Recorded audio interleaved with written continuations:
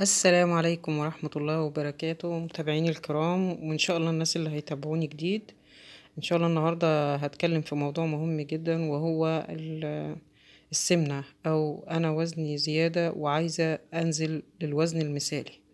قبل ما أدخل في أي حاجة، سواء نظام أو حد بيديني وصفة، أو هفكر أدخل في النظام في الموضوع ده، إن أنا فعلا خلاص قررت إن أنا وزني زيادة وعايزة أنزل وزني. لازم 3 نقط مهمين جدا تحطيهم في اعتبارك، وتاخدي ال3 خطوات دول أو ال3 نقط. لازم تاخدي بالك منهم وتنفذيهم ان شاء الله. اول خطوة اللي هي الوضع الصحي بتاعي، انا وضعي الصحي بتاعي ايه؟ بروح لدكتور باطنة او باطنة وسكر، او باطنة وقلب، و يعني بعمل فحوصات عنده، بطمن على نفسي. يعني قبل ما ادخل في اي نظام او اي فكرة ان انا عايزة انزل وزني، لازم اطمن على نفسي عند دكتور باطنة وقلب.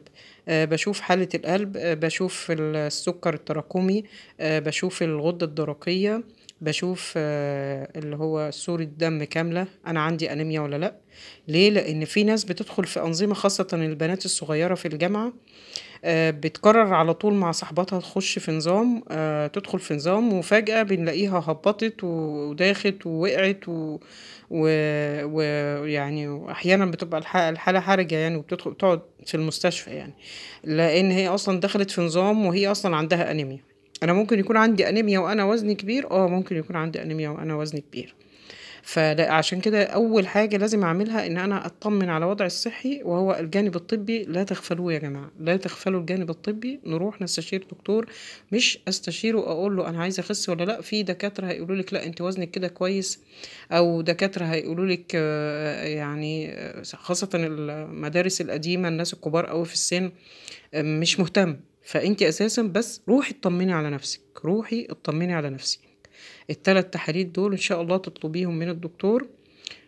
قولوا له أنا عايزة أعمل سكر تراكمي، أنا عايزة أشوف الأنيميا عندي، أو أعمل صورة دم كاملة، وعايزة أشوف الغدة الدرقية. هو بعد كده لما بتروحي له استشارة بيقول لك هل يعني صحتك كويسة، لا انت محتاجة للعلاج للغدة، لا انت الأنيميا عندك، يعني في أنيميا عندك. فبتطمني على نفسك، تعالجي نفسك، أو بتاخدي علاج، أو إذا كنت هتاخدي علاج مزمن. وبعد كده بتدخلي بقى في النظام. إذا كنت من أصحاب الأمراض المزمنة، ضغط وسكر وقلب، لازم بتظبطي نفسك بالأدوية الأول مع الدكتور. مع الدكتور يا جماعة، المعالج ليكي. أو إذا كنت انت مش متابعة مع دكتور، حاولي تروحي تتابعي في مركز، أو تتابعي مع دكتور. الناس اللي هي ما بتقدرش تتابع مع دكتور خاص، حاولوا تروحي في المراكز اللي بتبقى في المساجد أو الكنايس. حاولوا تتابعوا في مركز مع دكتور، تظبطوا السكر، الضغط، أدوية القلب، أي أمراض مزمنة بتظبطيها الأول قبل ما تقرري تخشي في نظام تخسيس. تاني جانب يا جماعة، وهو الجانب الاجتماعي. الجانب الاجتماعي، قبل ما أدخل في أي نظام، لازم يعني أسستم نفسي، أو أظبط نفسي، أو أظبط الآخرين معايا، سواء ولادي، جوزي، والدتي. لازم تشوفي نفسك انتي هتقدري تمشي في النظام وانت وعندك لسه أطفال بترضعيهم، وأولادك صغيرين، فبتاكلي معاهم أي أكل، وولادك في الجامعة فبتاكلي لوحدك. يعني الجانب الاجتماعي يا جماعة، اللي هو أنا بحاول أشوف المشاكل اللي ممكن يعني تحبطني، او المشاكل اللي ممكن تخليني ارجع في كلامي وانا ماشية في النظام، او المشاكل اللي هي ممكن تفشل لي النظام، او المشاكل اللي هي ممكن ما تدينيش حافز، يعني ما تخلينيش عندي دافع ان انا اخس، يعني يبقى عندي حماس. فلازم تشوفي مشاكلك الاجتماعية الاول. شوفي مين هيدعمك، جوزك هيشجعك، ابنك هيشجعك، والدتك هتشجعك، بنتك هتشجعك، لو ما لقيتيش وكل واحد وظروفه الاجتماعية، لو ما فيش أي حد يشجعني، ادعموا نفسكم، انت ادعمي نفسك. يعني حتى لو هتقفي قدام المراية وتقولي أنا فعلا لازم أخس، أنا حابة نفسي، وعشان أنا حابة نفسي لازم أخس إن شاء الله. يعني عشان صحتي، عشان يعني أحافظ إن ما يجيليش أمراض بعد كده، لأن السمنة مرتبطة بأمراض كتير. فلازم تشوفي وضعك الاجتماعي ايه، وتحاولي تشوفي داعم ليكي. ما لقيتيش داعم ليكي، داعم ربنا في الاول وفي الاخر، ثم نفسك ثم نفسك. فلا تغفلوا هذا الجانب يا جماعة. ومحدش بقى عشان ما تخشيش في مشاكل، تدخليش في مشاكل مع زوجك، او تدخلي في يعني يبقى عندك حالة زهق او حالة انه لا العيال كده يعني مش حاسين بيا العيال، كل واحد بيفكر في نفسه. فلا، لازم تدرسي مع نفسك الأول الجانب الاجتماعي عشان تقدري تدخلي في نظام تخسيس. وفي الأول وفي الآخر احنا مش بنقول نظام تخسيس، ولكن بنقول عايزين نعيش بأسلوب صحي، عايزين نعيش حياة صحية، حياة صحية. لو انتي كلتي الأكل اللي بينفع جسمك، لو انتي انتظمتي في مواعيد الأكل، لو انتي ما يعني حاولت يعني تتحكمي في شهيتك شوية، مش تتحكمي في الشهية، في الشهية ليها جانب يعني جانب مرتبط بالهرمونات والحالة الصحية، وجانب نفسي، بس هو جانب نفسي بنسبة 70%. اه والله يا جماعة، الجانب النفسي في الشهية مرتبط بنسبة 70%.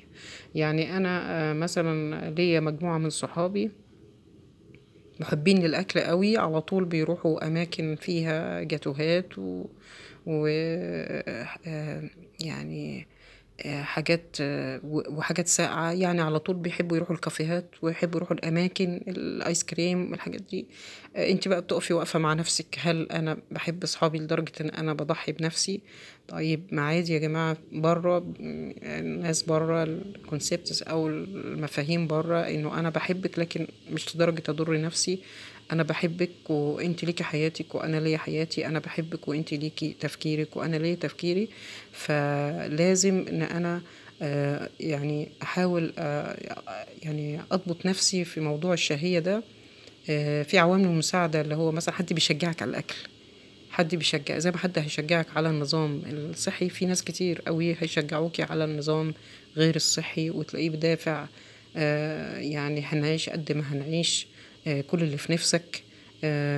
حاجات كتير، تعابير كتير وأفكار كتير سلبية منتشرة عندنا في المجتمع. فنحاول بنتخطاها يعني بكل حب، انه انا بحبك وانت صاحبتي وانا بحبك، انت اختي وانا بحبك، انت والدتي وانا بحبك. ولكن انا قررت ان انا اعيش باسلوب صحي، قررت ان انا وزني يبقى صحي مثالي عشان اتخطى او احافظ على نفسي. اذا كان عندي امراض مزمنه ما تتطورش او ما تتدهورش الحاله، او انا ما عنديش الحمد لله. بحاول ان انا يعني ما وصلش لمرحلة ان انا اصاب بالامراض، لان السمنة مرتبطة بامراض كتير. فنحاول الجانب الاجتماعي ده مؤثر قوي قوي، بيأثر في الشهية بتاعتنا بعد الهرمونات وبعد الامراض اللي بتدفعنا ان انا اكل كتير، او ان اصلا آه، يعني ان مرضى السكر ما بيعرفوش يتحكموا في الشهية. في ناس لسه ما دخلتش في مرحلة السكر ولكن عندها مقاومة أنسولين عالية. فالمراحل دي يا جماعة خلونا هنتكلم فيها بعد كده، ولكن أهم مرحلة أن أنا يعني بظبط نفسي اجتماعيا، بظبط نفسي أن أنا ببقى في محيط، أو يعني يشجعني في محيط أن أنا بقف واقفة مع نفسي. لا، أنا مش كل مرة أروح مع أصحابي ونقعد نديها جاتوهات وحاجات ساقعة وعصاير كلها بالسكر فلا، انت بتقفي واقفة مع نفسك بقى انه لازم انا قررت ان انا هعيش باسلوب صحي، او قررت ان انا هنزل وزني، او قررت ان انا ان شاء الله الامراض المزمنة مش هيبقى فيه حالات تدهور. الجانب الثالث يا جماعة